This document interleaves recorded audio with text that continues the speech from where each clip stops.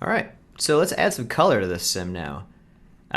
Much of the time, when we're doing simulation work with smoke, smoke is all one color, in production. So it's like it's steam or it's literally black smoke or anything like that. Even in times where the smoke needs to be one color, like let's say the smoke indicating the landing zone for a helicopter might be green, we can still just render it as gray, and then the compositors can just tint it green later to whatever exact color they need.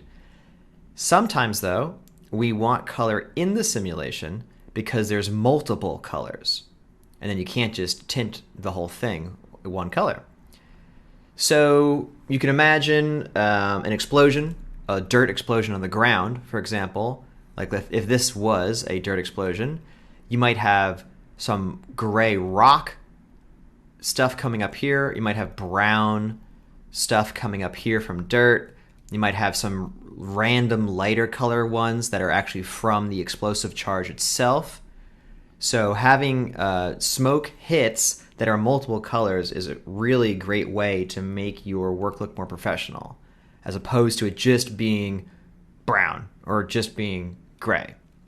So that's a really nice way to do that. Any reference you look up online of the ground exploding, you'll see that. You'll see that mix of dirt, rock, and the actual gas, the burn from the explosion itself.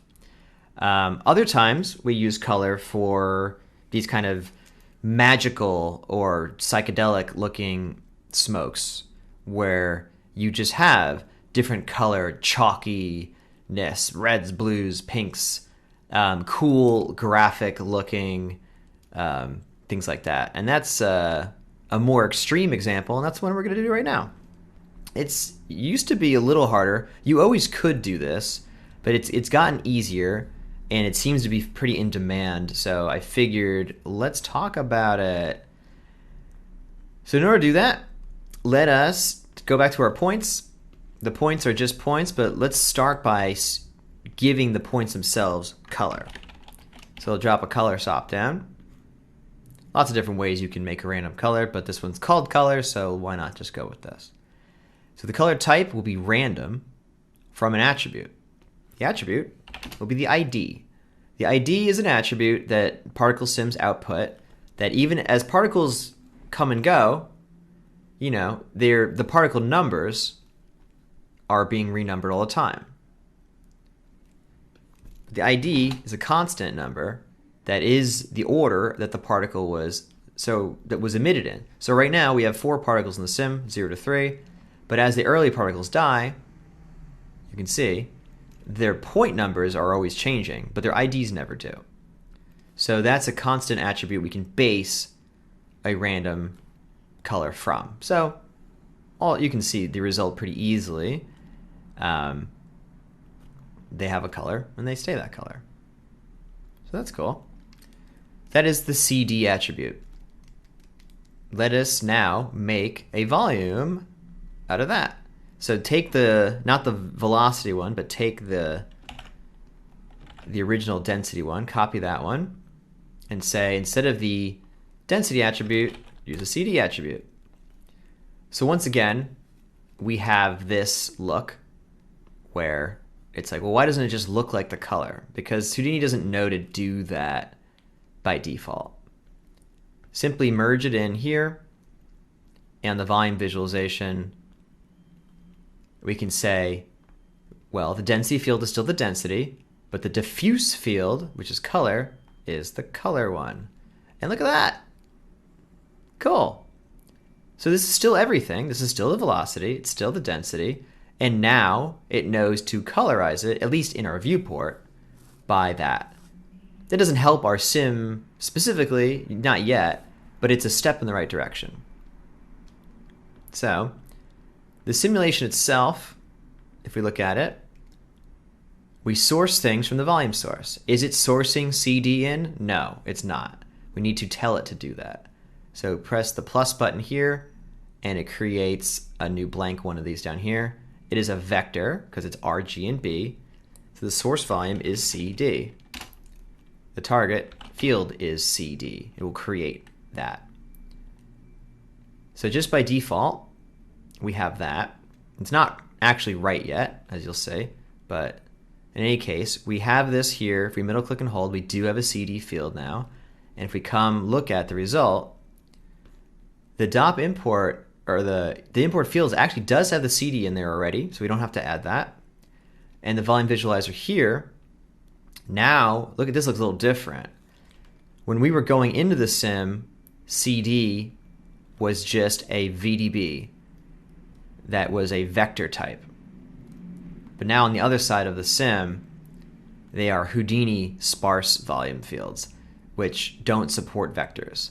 So they actually have to have 3 different volumes, one for each vector component. So now on this side, we'll need to say CD star. So that looks like something, but it's not right, is it? In fact, it's quite wrong. We see these dark areas here. It's too bright. So what's going wrong is the way it's being added into the sim. If we come back to the volume source, we can't just add this in. We need to blend it in, like so. So we say blend it in based on the density amount, and the target is based on this alpha field. So now, if we run it, we still don't see it in the sim, but now on the outside it looks right. Like so. Whee! There's still an issue though. As much as we would like this to be correct. If I were not to do this visualizer, look how much wider the density is here. But when I do this, it looks insane. It just looks like as these thin tubes that never get any wider. And that's because in order for the density is still here. It's still correct.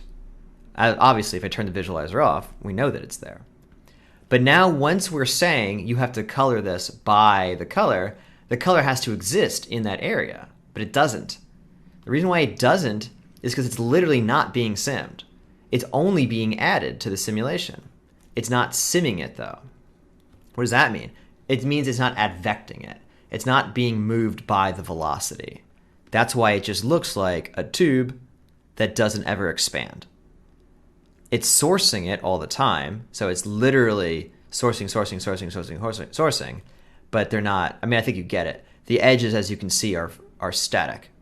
They're not moving. We can even take this one step further and just say, on the visualizer, the density field can just be that. And this is what's happening.